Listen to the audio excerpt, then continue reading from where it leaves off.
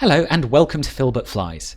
In this Buy It and Fly It tutorial video, I'm going to show you how to get up and running in the AEROSOFT CRJ for Microsoft Flight Simulator as quickly as possible.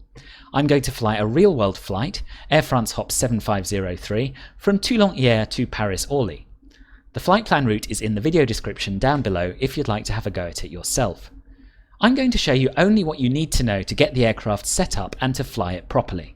I'm not going to explain how everything works in detail or check every switch. I'm going to start with the aircraft in its preset turnaround state so I know what's been set up already and what hasn't.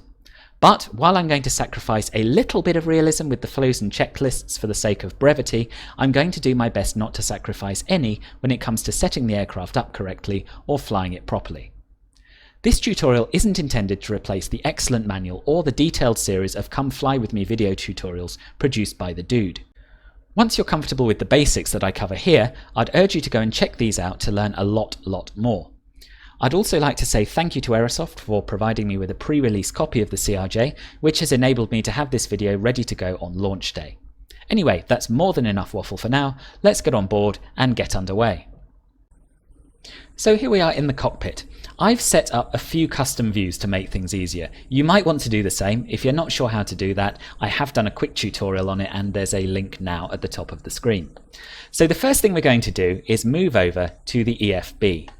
We're going to turn it on by clicking on the blank screen, wait for it to load up, and once it has, we are going to go to the aircraft page. This is where you can choose between different states. Now I've got the turnaround state set as my default. You can choose any of the others if you wish. But for the purposes of this tutorial, we're going to click on turnaround to make absolutely sure that that's the state the aircraft starts in. So we're all starting from the same point. You'll notice that in the turnaround state we have the wheel chocks in place, we have all the doors closed, and we have the ground power cart connected. If you want to, and I do, you can open a door at this point. So I'm going to open the passenger door and we're going to make sure that the guardrails are up as well. If we pop outside, you can see the stairs lowering down. Next, we're going to move up to the overhead panel and we're going to start the APU. So to do that, you push the power fuel button. And if you look at this screen here, you will see we've got APU in byte, which means it's going through its self-test, and APU SOV open. So that means we can now press the start button, and once it's started, which we can observe over here, it will provide power to the aircraft and bleed air. Now that the APU is online, we can move over to the EFB, and we can disconnect the ground power cart. We don't need that anymore because we're supplying our own power.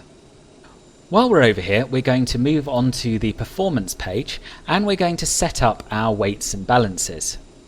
So we're going to start off by changing to 0 fuel weight for the sake of simplicity, and we're going to type in the 0 fuel weight from our flight plan, which is 27570 kilograms. So click in there, click the backspace button, and we'll type in 27570. And then press enter. It's very important to press enter or it doesn't work properly. And we're going to change our fuel as well. So again, click in there, backspace, and we want 4331 kilograms of fuel. Press enter again. Now what we're going to do is set the payload in the simulator. And you'll see the aircraft shake a little bit as it loads our 0 fuel weight and our fuel into the aircraft itself. And that's all we need to do over here for now, but we'll be back here before long. Let's move on to setting up the FMS via the CDU down here. The first page we're going to look at is the POS init page, which is where we tell the aircraft exactly where we are. If we go to the next page, we can copy one of the GNSS positions into the scratchpad, go back to the previous page and paste it here into this field. That's that done. We'll move on to the flight plan. So we need to put in our origin and destination airports. So we're starting off from LFTH and we're ending up at LFPO, Paris Orly. We can put our flight number in, which is Air France AFR 7503. And we'll press execute. Now we're going to set up our departure, so to do that we'll go to the departure and arrivals page, and we're going to be taking off from runway 23 today, and we're going to be following the JULEE 2 Whiskey SID. We'll press execute again, and you can see up here on the MFD that our flight plan is starting to take shape. We'll go back to the flight plan page now, and we'll go to next page, and you can see that our SID is up here and the final waypoint of it is over here. So from JULEE we're going to go direct to the Mike Romeo Mike VOR, which we'll put in here, and then we're going to follow an airway, Uniform Mike 976 to PIBAT, P-I-B-A-T, and we'll put that in there. And that is where we join our star. So we'll press execute for now, and then we'll go back to the departure and arrivals page to set up our arrival. Now you could do this en route if you wanted to, but I would suggest at least the first couple of times you're flying the aircraft you should probably do it on the ground to give yourself one less thing to worry about later on. So we'll go back to the departure and arrival index and go to the LFPO arrivals page, and we're going to be landing on runway 25 via the ILS. And we're going to be following the PIBAT 9 Whiskey Star via the MOL 6 Whiskey transition. And once that's done, we'll press execute again. And now we'll move on to the legs page to check for any discontinuities or any other problems. So we're going to just step through the flight plan. And here we have our first discontinuity.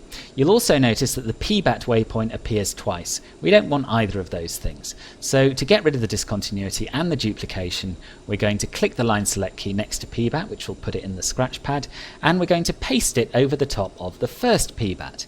And lo and behold, discontinuity and the duplicate waypoint are both gone. We'll move on to the next page now. And while we don't have any discontinuities, we do have a vectors leg. So for this arrival, you would have to follow the vectors of ATC, but we're not flying with ATC today, so we'll have no one to vector us, so we can get rid of that in the same way. If we go to the next page and copy the waypoint after the vectors leg, and then go back to the previous page, we can paste it over the top of the vectors leg, and lo and behold, we're going straight from this waypoint to this one here. We'll press execute there. And the next thing to do is to check through your flight plan visually on the MFD.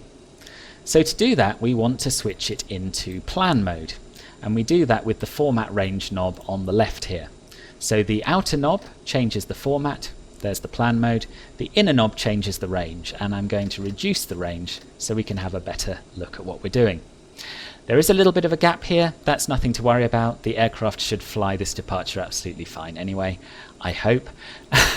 And now we'll move back down to the CDU, and we'll go to the MFD Advanced page, and we'll step through each waypoint on our flight plan to make sure it looks pretty good.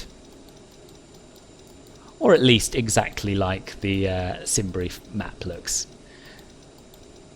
And it does. So other than that little anomaly near the beginning here, we have a continuous line. We don't have any weird turns or any other anomalies. So I'm pretty happy with this. We'll switch back to the previous mode we were in. There it is. And we'll continue down with the CDU. So the next page we want to look at is the perf init page. So we'll click here on perf, click on perf init, and this is where we put in our weights. Now we can enter these manually, or we can go back to the EFB and we can click the copy perf init data to FMS button.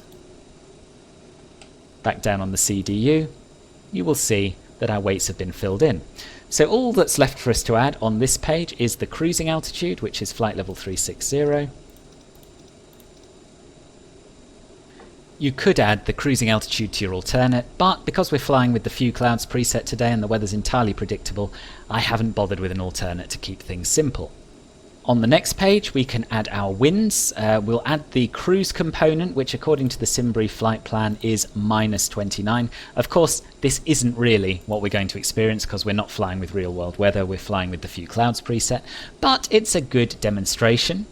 We'll press execute again, and we can have a quick look at the next page, so you can alter your reserves or your taxi fuel here, but we will, and the estimated time of departure, but we'll leave those blank for now because they're not essential. Next we're going to move on to the VNAV setup. So in here we have pre-filled the default target speeds for our climb on page 1, and all we need to change here is the transition altitude. So for Toulon Hyères it's 5,000 feet. The next page we have the target speeds for our cruise, and we're not going to change those, and our flight level, which we put in earlier. And on the final page we have the same things for the descent. Now we're going to use flight level 60 as our transition flight level. Put that in there, press execute again, and that's the VNAV section done. If we go back to the perf page, you'll see that we have the option here to fill in a flex temperature. Now unfortunately there's no way that I've found to calculate a flex temperature for the CRJ, so I tend to leave this blank and just use full toga power. You can also make them up. I know the dude recommends, I think it was 47 degrees as a fairly typical value, but for today we're going to leave that alone. And that's our CDU setup complete. We're going to move up to the overhead panel now, and we're going to sort out some lights and some signs. So we're going to turn the no smoking and seatbelt signs to on because we've completed refueling. We're going to turn the nav light on, and if it was dark we could also turn the logo light on. Next we're going to set up our V-speeds. Now this is very easy on this aircraft. We'll move back over to the EFB, go back to the performance page, and you can see that our V-speeds have been pre-calculated over here. Now we could tune all of these in manually, but we're not going to. We're just going to press set all, and lo and behold, all of the V-speeds have come up over here. We'd also want to set our altimeters, but because we're flying with a few clouds preset, this is correct, 1013 millibars. We're going to check and set our trims. So if we look over here, we can see that the aileron trim is in the green, the rudder trim is in the green, so that means they're both neutral. And we just need to set our stabilizer trim. Now if we go back to the EFB, we can see that we want to set 7.2 for the takeoff trim. So let's do that now.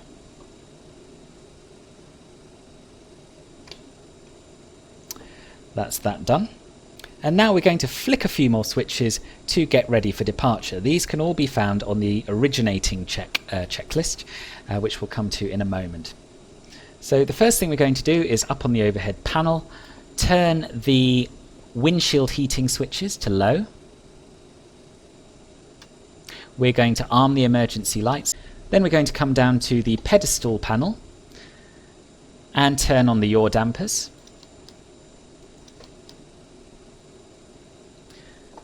Engage the stabilizer trim and the Mac trim. I'm going to assume boarding is complete now, so I'm going to go back to the EFB, back to the aircraft page, and we're going to close the passenger door. And because I know that our parking brake is set, we're going to remove the wheel chocks as well so we don't forget later on. So if we go to the checklist tab, I will show you what the originating checklist looks like. These are all the things that we need to check, and I would urge you to check these. Certainly this is what the tutorial flight will tell you to do, and it's what the dude will tell you to do, and you absolutely should do it. But as I'm aiming to get us off the ground as quickly as possible today, we're going to, well, you can take my word for it that all of these things are absolutely fine. We're almost ready for pushback and startup now, so I'm going to bring up the before start checklist, and you'll see here that we've done most of this, or it's been pre-done for us by the turnaround preset. We do need to set the landing elevation, however. Now this is a little bit of a fiddly one for you to see, so what I'm going to do is pop out this panel here with right alt and click, and the area you're looking at is this field here, landing elevation. Now that's actually set to 0, and indeed the elevation of the runway here at Toulon Hyères is only 6 feet above sea level. But I'll show you how you would do it. You would just twiddle this knob here until such time as you get the landing elevation you want. So we'll close that now. That's done. And in preparation for engine start, we are going to turn on the left and right fuel boost pumps. We would now do the before start checklist, and I can tell you that all of that is absolutely fine. And then we'll move on to the cleared to start items. We'll assume we've been cleared to start now. So we're going to turn all of the hydraulic pumps to either auto or on, i.e. their lowest position. And we're going to turn the beacon on because we're about to move.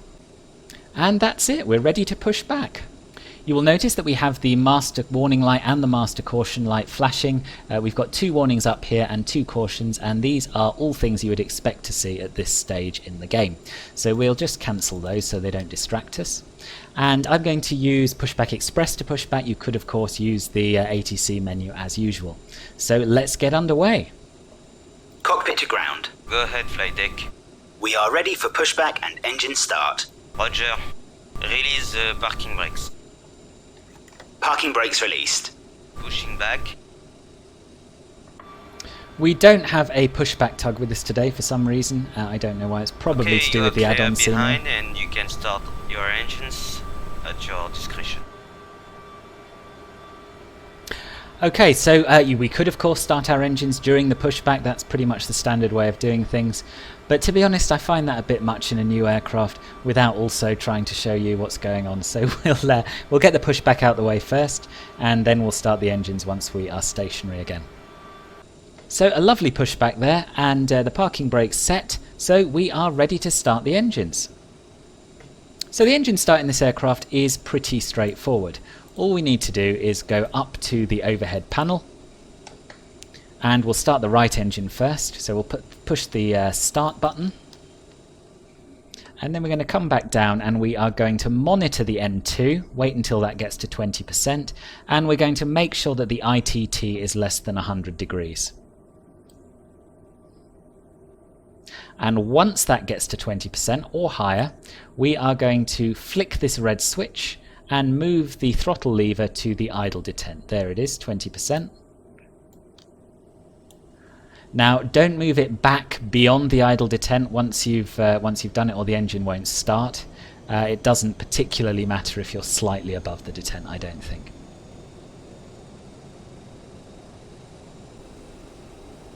So that's engine 2 stable, and we'll do exactly the same with engine 1, the left engine. Start button, monitor the N2 and the ITT, and get ready to flick the switch and move the throttle lever when we get to 20% N2.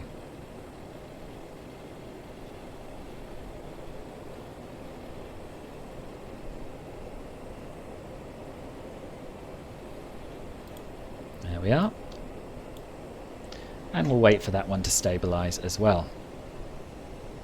Now that the switch has automatically returned to its position, we can bring this one down to idle without fear of accidentally killing the engine.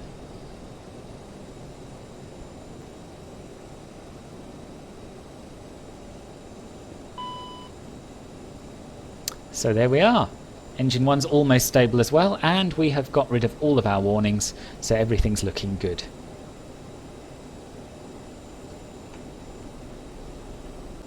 Now that the engines are supplying electrical power and bleed air, we can go up to the overhead panel and we can turn off the APU, which is done by first of all pressing the start-stop button and then pressing the power fuel button. And we can do our after-start flow now. So we could set our anti-ice if we needed it over here, but we don't today. We're going to turn our probe heat on, left and right, and we're going to arm our nose wheel steering over on the left here.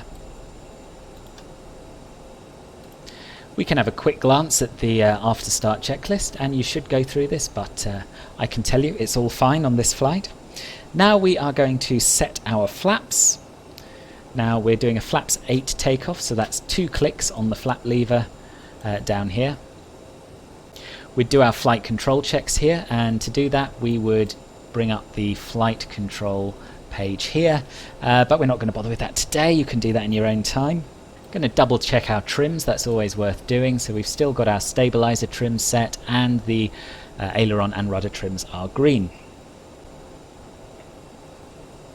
If we have a look at our taxi checklist, this is a list of things we should be doing while we taxi, but we're going to do them right now to give us less to worry about later on, and I'd recommend you do this as well for your first few flights. So we are going to arm the thrust reversers, which are located down here. We are going to turn on our taxi light up here, and we're ready to taxi to runway 23.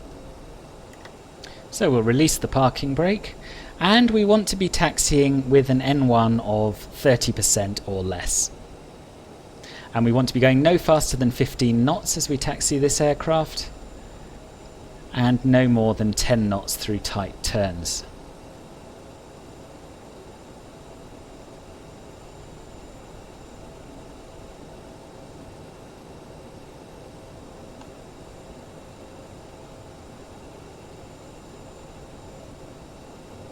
You can monitor your ground speed over here.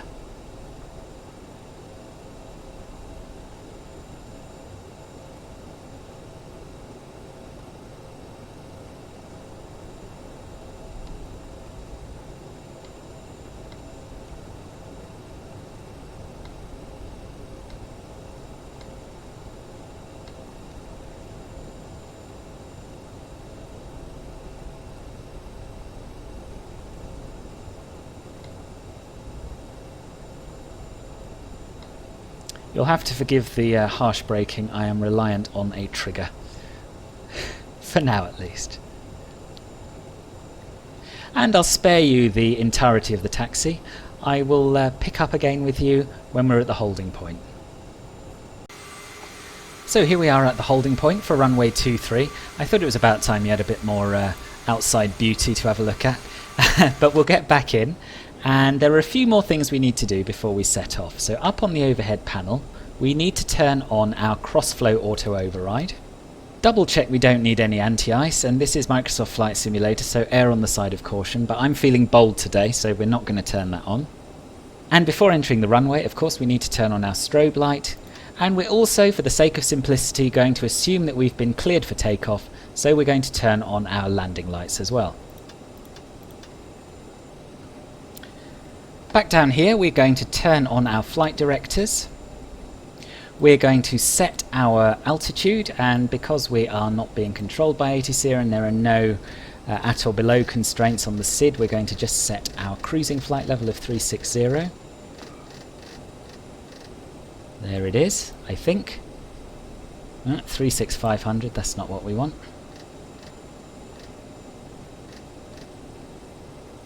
That's better, flight level 360. We're going to set takeoff mode, so at the moment we're in roll pitch mode. We can do that either by clicking this button on the side of the throttles, or by clicking this screw here, which acts as a click spot. Sorry, this top screw here, which acts as a click spot. And now we're going to line up. Release the parking brake. Trying to keep that N1 below 30% if we can, which I find very tricky with my little slider on my joystick. In fact, this is the first aircraft that has made me seriously consider investing in a proper throttle quadrant.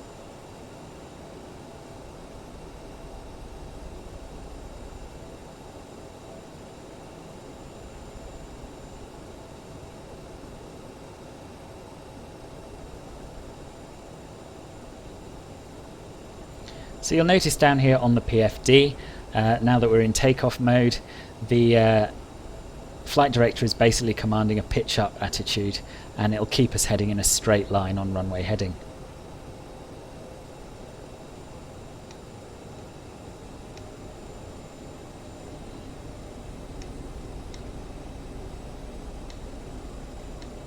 Okay, and we're going to pause here for a moment and we're going to talk through the takeoff. So when we're ready to go, we are going to move the throttle levers up to the takeoff go-around position, which is here. So it's not full forward, that's the mistake I made first time around. It's one click behind full forward. We're going to rotate, of course, at our VR speed, which is 137. And we're going to aim for a 15 to 20 degree nose up pitch to try and maintain V2 plus 10, which is 155, which has automatically been set as our target speed. We're going to raise the gear as soon as we have a positive rate of climb, and from 600 feet we are allowed to use the autopilot if we want to. So we're going to switch to speed and nav mode and then engage the autopilot when we want. At 1,000 feet above the aerodrome level, which here is going to be 1,000 feet above sea level as well, we're going to accelerate to 250 knots, retract the flaps, so the flaps are retracted to 1 at 180 knots and to 0 at 200 knots, and then at 10,000 feet we're going to accelerate to the 290 knot optimal climb speed. Now this is where things might start falling apart, because I'm not very good at flying this aircraft. I'm not ashamed to admit it. I've been at it for 3 days now, I think, and I do a lot of things wrong. So it's going to be very much a case of do what I say, not what I do. And when I say do what I say, I mean what I've just said here on the ground, not what I say when we are airborne. And I'm getting a bit flustered. Anyway, let's give this a whirl, shall we? So we're going to release the parking brake. I've been using my keyboard shortcut, but if you want to do it by hand, the switch is down here.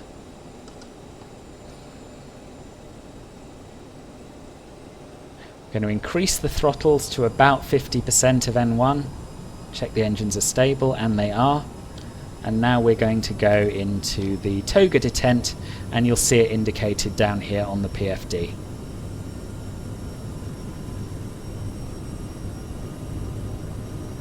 And we want to be maintaining nose down pressure on the yoke at the moment till 80 knots, then we can begin to relax it.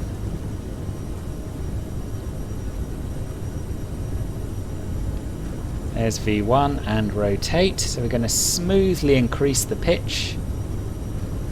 Smoothly increase the pitch a little more. And we're up, so positive rate, gear up. And we're going to follow the flight directives for now.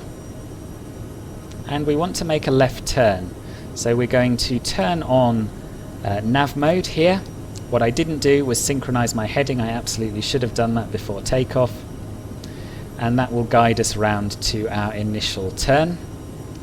There's 180, so flaps to 1. I'm going to engage speed mode to try and maintain V2 plus 10.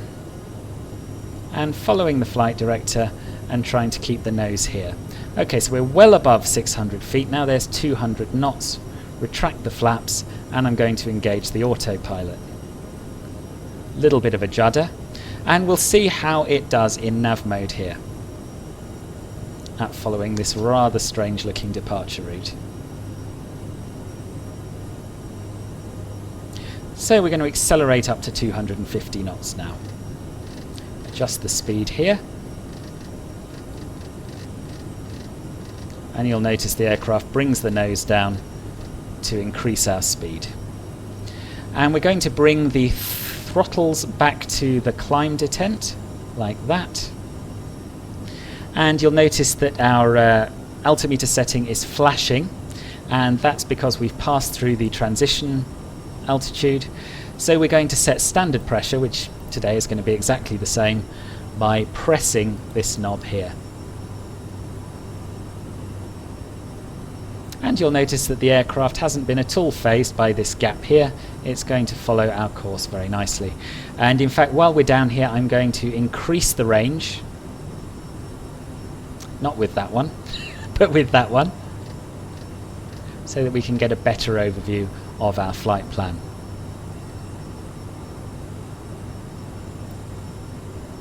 So once the gear's retracted, you should also switch off the taxi lights, although they go off automatically when the gear's retracted, so there isn't a huge rush to do that, I don't believe.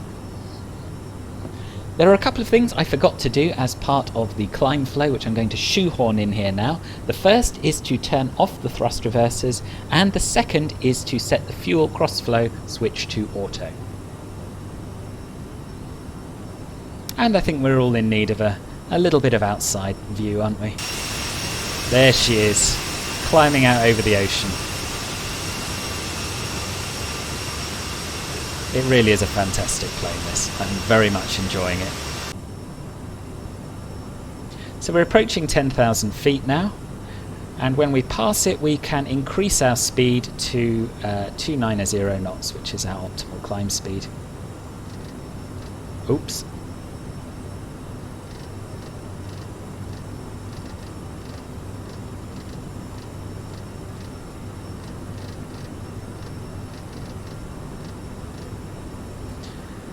There we are, it's 290, and the aircraft's lowering the nose again to allow us to accelerate. We can also turn off our landing lights now, and because it's nice and smooth we can turn off our seatbelt sign as well. I don't yet remember if it's the left or right one. It's the right one. There we are, so that is off.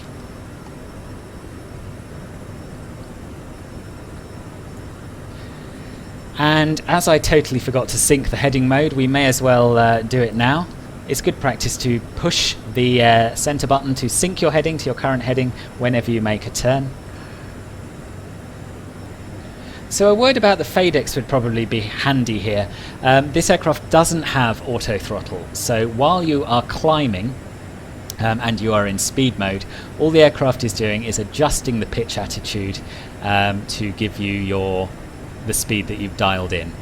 Once we get up to cruising altitude, we're going to have to manually adjust the throttles to maintain the speed that we want.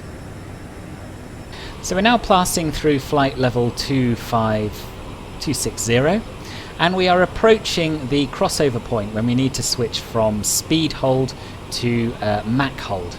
So when this figure reaches 0.74 or 0.74, as you may remember from our VNAV setup at the beginning, so 290/0.74 during the climb, we need to switch to Mach rather than speed, and I'll show you how we do that. In the meantime, I'll sync my heading, pressing the middle button again.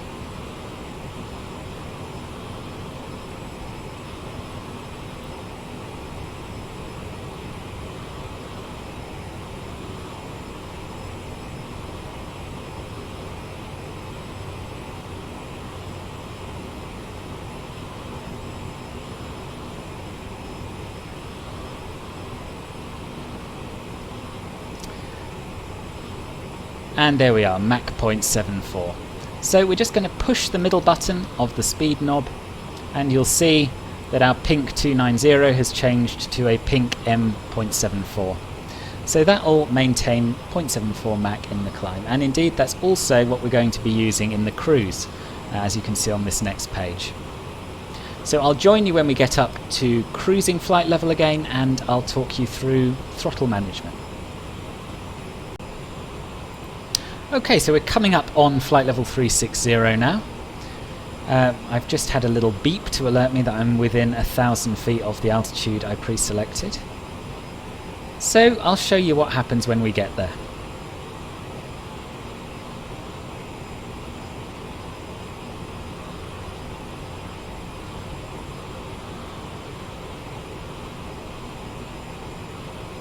So we've got altitude select capture flashing now.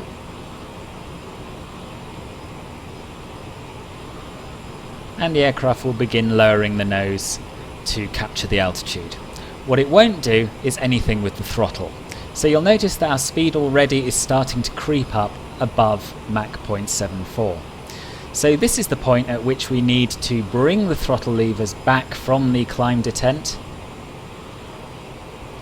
and we need to manually adjust our power to maintain Mach 0.64 as closely as we can. And this is something that takes practice.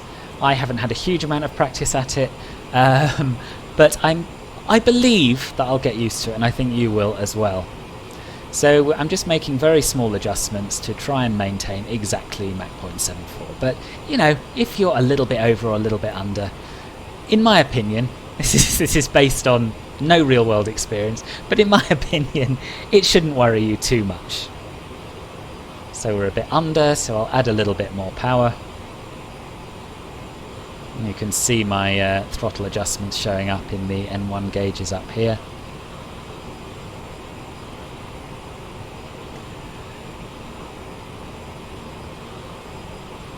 And in the end, as long as the winds remain constant, which they will today, it should be possible to set a throttle setting that allows you to relax a little bit and not have to constantly make adjustments.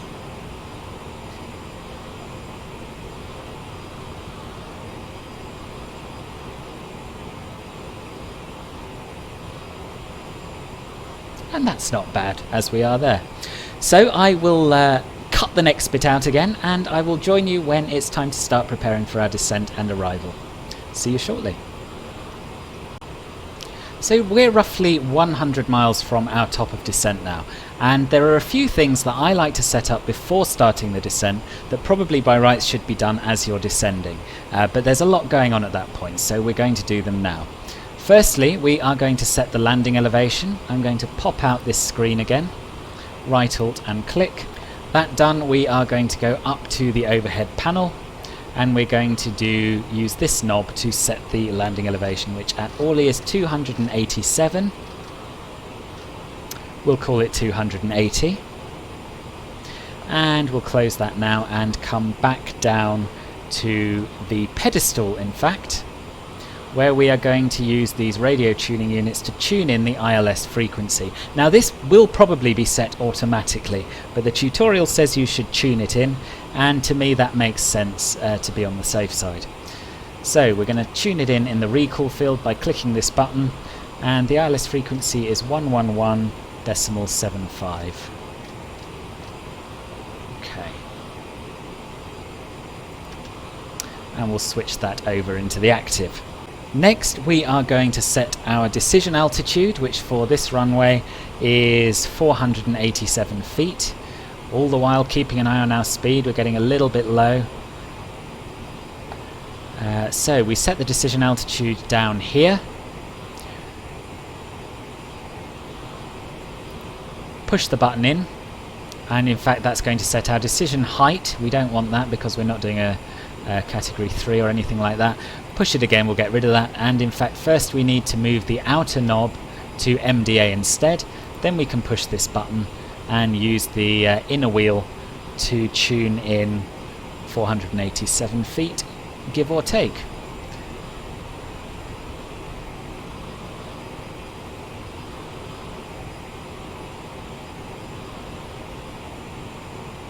We'll call it 490. So that's set up here now. Finally, we're going to sort out our approach speed. So we'll come over to the EFB again, go over to performance, and much as we did with the V-speeds for departure, we can do exactly the same with the landing speed. So it's calculated our VREF as 140 knots.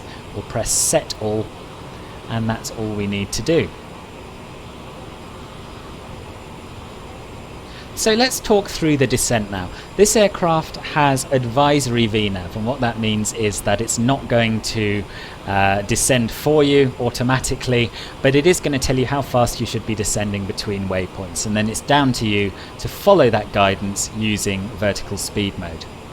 So to get an idea of what is ahead of us, we can come down to the CDU and go to the dire intersection page, and that, once we get slightly closer to the top of descent, will show us, in fact it's already starting to show us, what sort of rates we can expect to have to use to get between the various waypoints. If we go to the MFD menu page now, we have the option of what we want to display on the MFD, and this is a good point to set it to VNAV. So what that will give us is some information about the waypoints en route and our altitude constraints. It's also good practice to check on the legs page that the altitude constraints in the FMC match the altitude constraints on the chart. And for this arrival, they do. So all that's left for us to do now is wait until we hit that top of descent, or we're very close to it, and then we can start making our way down. So as we get closer and closer to the top of descent, I'm going to change the range so that we can get a slightly clearer view of what's going on. So we've got about 40 miles to run now. And because we are in altitude select mode, we can lower our selected altitude without the aircraft doing anything. So I'm going to do that now and take it down to 10,000 feet.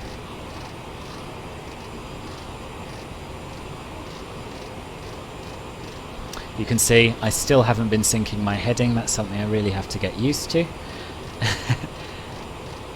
16, 15, 14.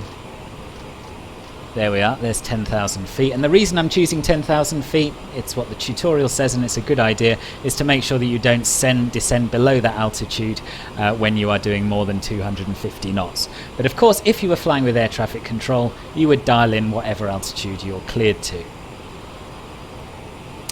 You'll notice now that this information has popped up at the top of the MFD, showing us that we've got 4 minutes until we hit the top of descent, and 35 nautical miles left to run.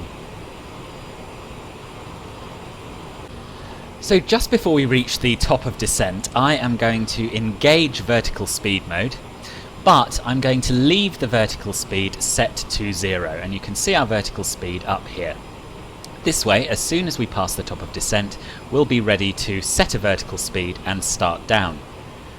I'm going to go back to the direct intercept page, and we can see that our initial rate of descent should be around 2,300 feet per minute. And as we pass the top of descent, you'll see we have a white snowflake appearing here, which, much like a glide slope indicator, is going to tell us whether we're above or below our vertical profile.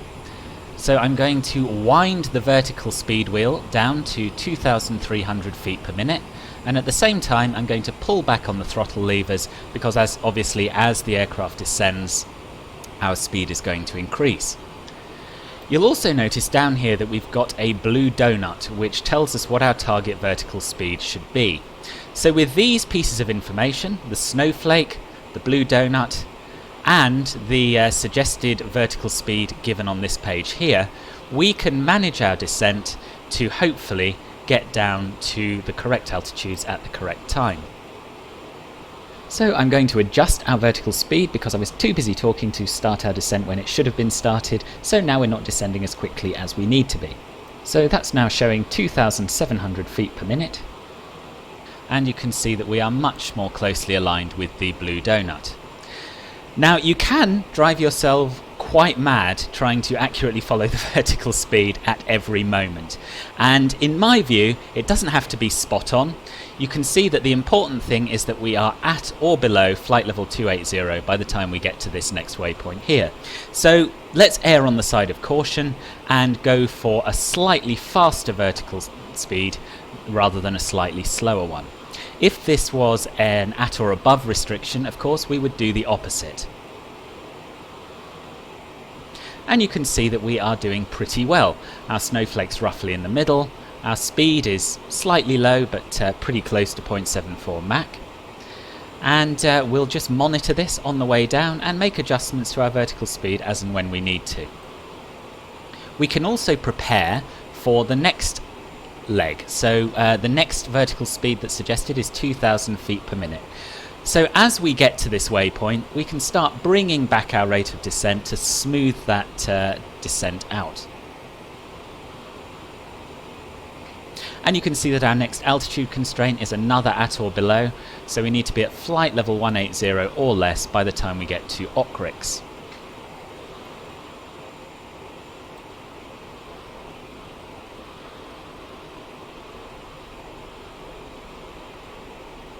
So again, just making adjustments to the throttle to make sure we don't get too fast. And you'll notice that the aircraft has automatically switched from Mach mode to speed mode, but it hasn't done this at the right time, and we are now flying too slowly. So we'll just increase the speed up to 290 knots, and it's something else to remember to keep an eye on during your descent. So we are now past that waypoint, and we need to reduce our descent rate to again line up with that blue donut, and to make sure that we're roughly following this guide here. So 1,700 feet per minute is what we're going for.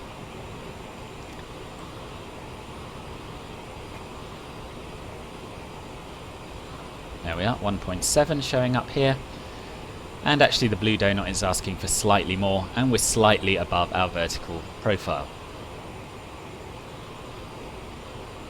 But it's all smoothing out. When you pass a waypoint, everything will go all over the place, but as soon as you get a little bit away from it, you can start relying on these figures again. So don't worry too much about getting it spot on straight away. Give the aircraft time to work it out. And don't forget to sync your heading bug, which I still do. So every time you make a turn, you should be pushing this middle button here. So we're passing through flight level 150 now, and as you can see, we are approaching a speed restriction of 250 knots at the next waypoint. So I'm going to start bringing the speed back now. I'm going to decrease the speed bug to 250 as a reminder. There it is. And I'm going to sync the heading bug because I haven't done that for a long time. And while we're here, I'm going to decrease the range a little bit on the MFD so that I can get a clearer picture of what I'm doing. And of course, as you adjust your speed, your target vertical speed is going to change as well. So I'm going to reduce our descent rate a little.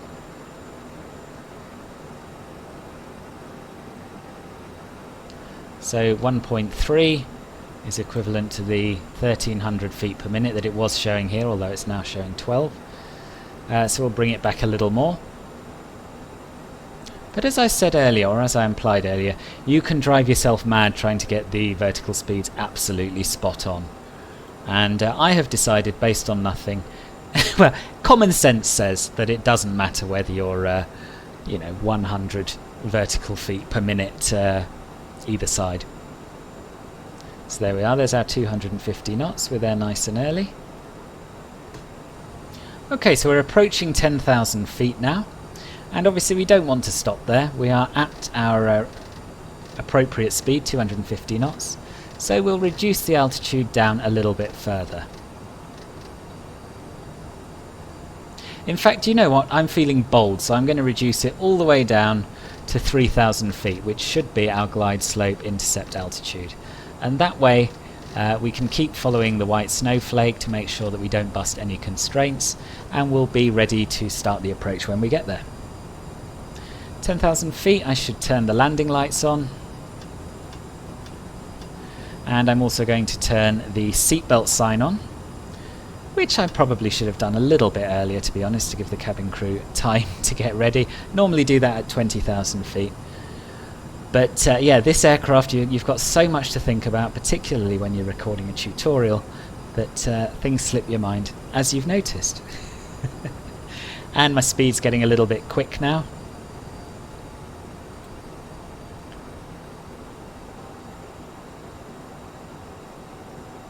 And we've got a very, very shallow descent at the moment. In fact, we should be climbing. We should have maintained 10,000 feet until MLN, apparently. Although the chart doesn't give us a restriction for that, so I can't see any reason why we can't carry on down slowly.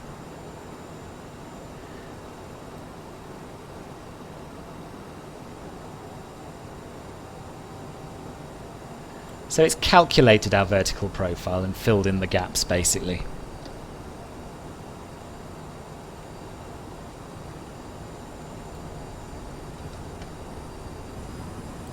Okay, and the snowflake's gone down. Our desired vertical speed with this blue dot here has gone down to about 900 feet per minute. So we'll start back down again now and increase that VS to 900.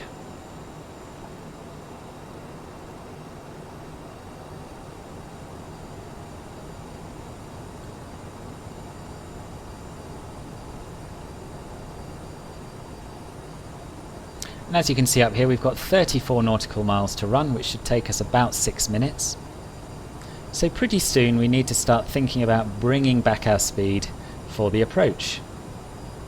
And I'm going to go through the flap extension speeds. I'm going to talk through the whole approach, in fact. So before we hit our approach fix, we need to be at 200 knots. Then we bring our speed back to 190 for flaps 1, 180 for flaps 8, and 170 for flaps 20. And then at glide slope capture, we put the gear down and increase the flaps to 30 when we hit 160 knots. And then we'll extend flaps 40 before we get to 1500 feet on the glide slope.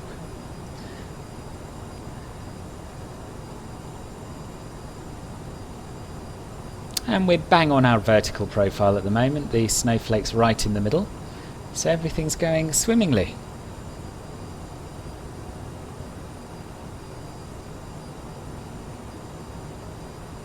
You will have also, the eagle-eyed among you, have noticed a loc will be tuned down here, and that means that our ILS has been auto-tuned, as I thought it probably would. And we've now got blue needles showing up down here, which means that loc 1 is on standby, and that will switch over when we're ready to make the approach. And we're passing through our transition level now, so 1013 is flashing. So we'll press the middle of the barrow button to switch to local pressure as opposed to standard, and of course because we are flying on the few clouds presets, that's still going to be 1013, which is handy. And I'm still not syncing my heading with each of the turns. I'll do it after this one. And I'm going to start bringing my speed down now to 200 knots. Still keeping an eye all the while on our vertical profile.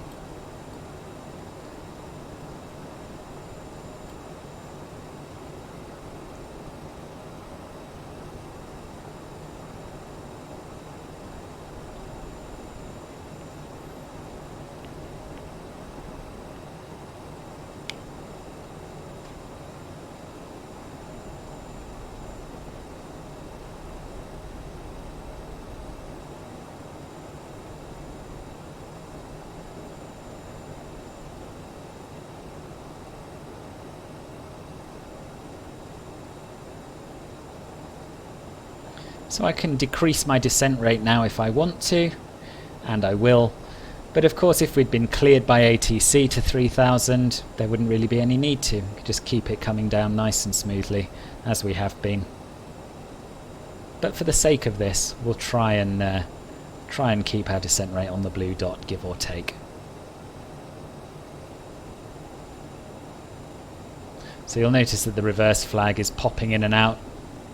And if I move my joystick throttle a millimetre or two, it'll try and go into reverse. But because we've got the thrust reversers locked, these aren't going to move, we're not going to get any reverse thrust, so just ignore that for now.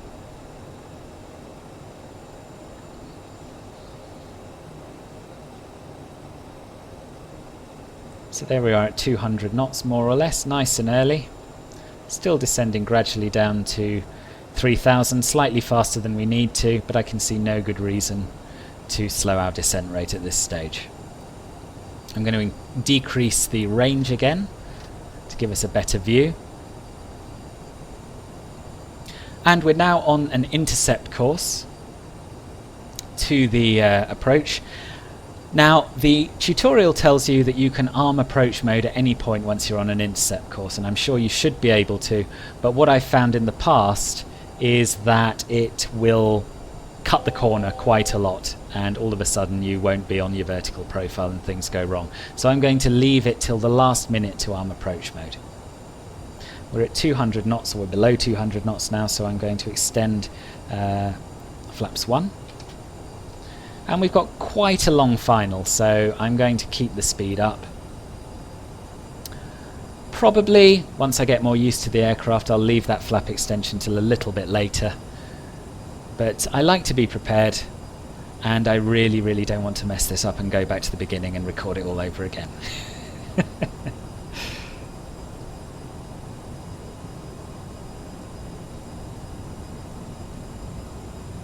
Okay, so now I'm going to arm approach mode. There it is. And it will start making that turn, but it's not going to cut so much of the corner that we need to be worried. So we've got loc 1 and Alt-S capture flashing, because we are armed, we've armed the loc mode and it is capturing localizer.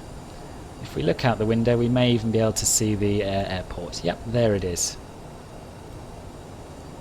So we're going to keep the speed coming back. Again, it's very early to be decelerating, but I'm going to do it anyway.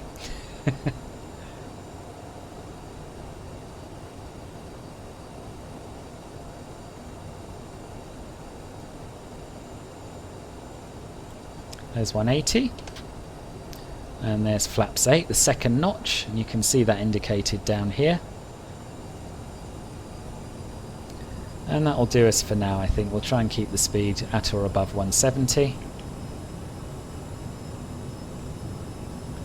And it hasn't done a great job of capturing the localizer, but hopefully it'll sort itself out.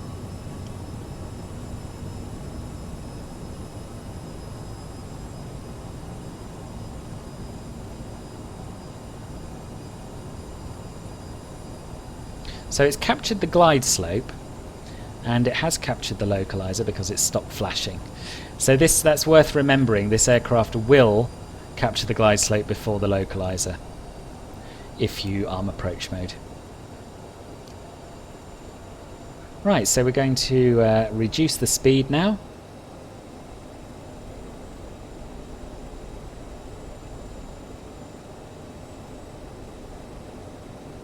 I'm going to extend the gear.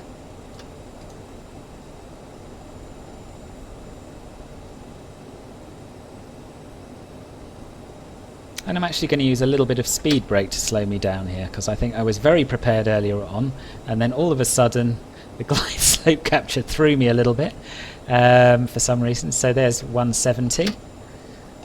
There's flaps 20 should be. Yes, flaps 20. And 160.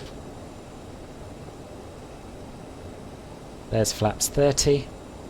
Just going to remind myself of our VREF 140. Okay. So we can extend full flaps now.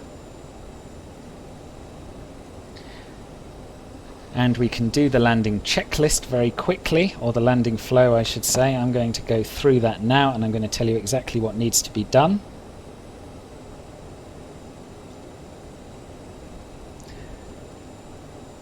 So basically we need to arm the thrust reversers. That's the only thing we haven't done. And now we can concentrate on the approach. And I've let my speed get rather low. Very low in fact. Worryingly low. Oh dear. As I said, do as I say, not as I do. So we're going to whack in a fair bit of throttle to get us back up to 140, possibly even slightly more.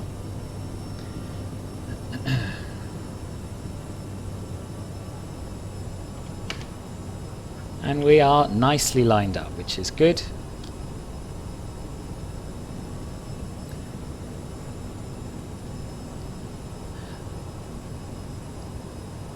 Okay, and I'm going to turn off the autopilot now and fly it down by hand. We're a little high according to the PAPIs, although we know we can't always rely on PAPIs in this sim. Just trimming a little. Trying to get that speed up still. There's 140. And now we're a little high. 400. This is not a stable approach, and I should probably go around. But it'll make you feel better about your own, should you not instantly be experts at this aircraft. A bit like me. 50. 40. 30. 20. So we don't need too much of a flare in this, so we're just going to reduce the throttle and let it settle down. Let the nose wheel come down and we'll use full reverse. The spoilers will deploy automatically and we can go straight for some manual braking once all the wheels are on the ground, which they are now. There's 60 knots, so we'll get rid of the reverse thrust. Keep the speed coming down and we'll take this taxiway on the right.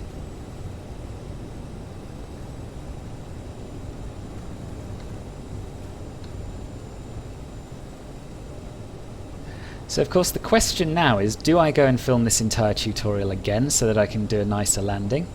Or do I just let you see the reality of how I'm flying this plane at the moment? I think I'll go for the latter.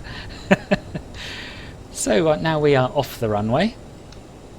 We'll retract all of the flaps, and the rest is pretty much like you would do with any aircraft. So we're going to go up to the overhead panel, turn off the landing lights,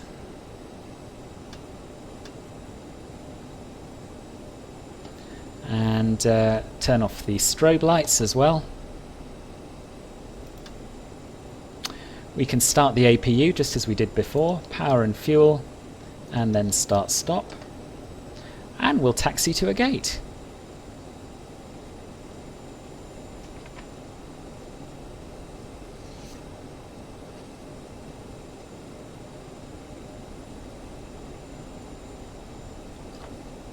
The only other thing we can do, or we should do I should say, is turn off the probes. Anyway, or the probe heat I should say. And once again we're trying to keep our throttle below 30% of N1.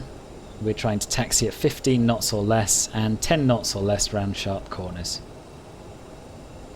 We can get rid of the flight director now if we want to.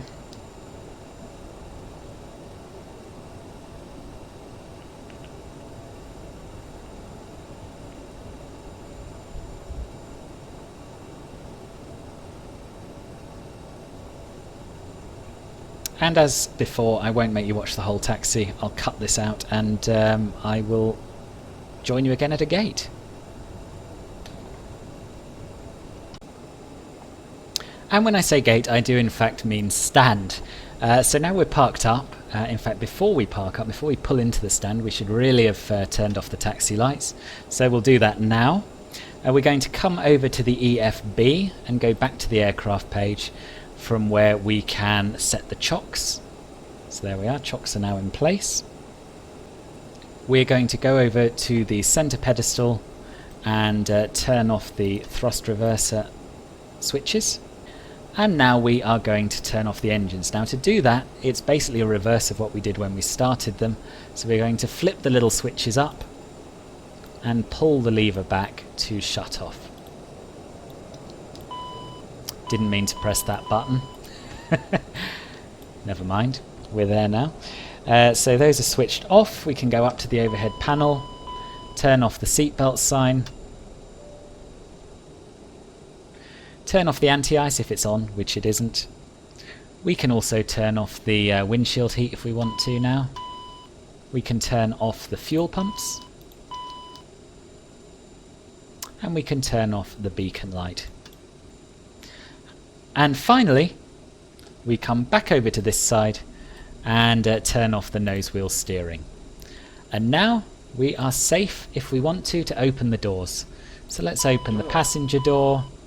We'll open the cargo doors. I'm in a sort of a door opening mood for some reason, I don't know why. And we'll open the service door as well. And here we are, all done. So in just over an hour, I've shown you the bare bones of how to operate the CRJ. This is being recorded on my 4th day of flying it, and as you saw, not everything went perfectly. This is not an easy plane to fly, and it'll take you a good few flights to feel confident with it. I hope this video will help you on your first forays in the CRJ, and also provide some reassurance that you're not alone if things go wrong. But, as I said at the beginning, it's no substitute for the manual, and it's no substitute for the dude's videos. They are much more in depth, and somehow he seems to be just ever so slightly more competent at flying the aircraft than I am. What I'd recommend is that you use my tutorial to get comfortable with the basics. The flight plan is included in the video description if you want to fly along, and then dive deeper into the aircraft with the dude and with the manuals. There's a lot to learn, and it's hugely rewarding learning it. However you decide to use it, I hope you found this video useful. If you did, do please click the thumbs up button, share it as far and as wide as you dare, and subscribe to my channel for more CRJ and Microsoft Flight Simulator content. You should come and join me on a live stream sometime, they're a lot of fun. Anyway, thank you very much for watching, and I hope to see you again soon here on Philbert Flies. Bye bye.